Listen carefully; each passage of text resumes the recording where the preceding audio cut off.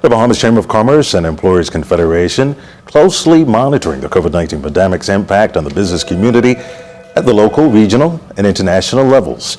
LTV's Mullings tells us that the Chamber's CEO is employing Bahamians to make the necessary adjustments to live through this pandemic.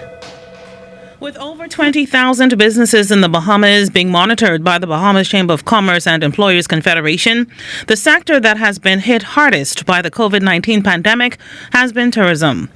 The country's borders reopened nearly 3 weeks ago now, and many tourism officials have seen a significant desire by visitors to come here.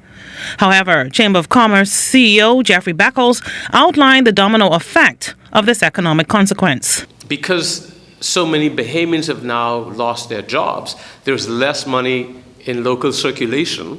So by extension, all the other ancillary businesses, hardware stores, construction, retail stores, beauticians, and the like, everybody's being impacted because there's less money to go around. In fact, Bahamians are now really looking twice and thinking 2 and 3 times before they spend a dollar.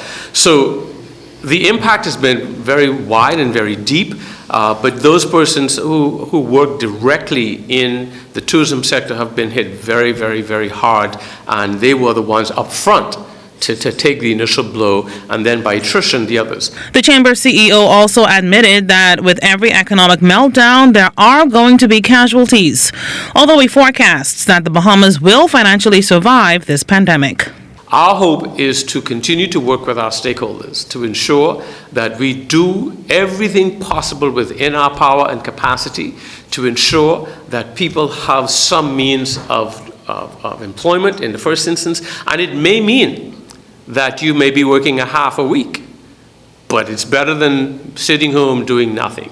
Secondly, we want to make sure that we work with our stakeholders to ensure that the social network remains as strong as possible to provide the necessary support for those persons who are already on the marginalized lines of poverty and whose income will probably be a little further down the line than most. The Chamber executive also branded the pandemic as an extraordinary time for Bahamians to get to know their neighbor. All of us have got to realize that the guy next door, I may have to help feed him. I may have to help him and his family along if we're going to get through this.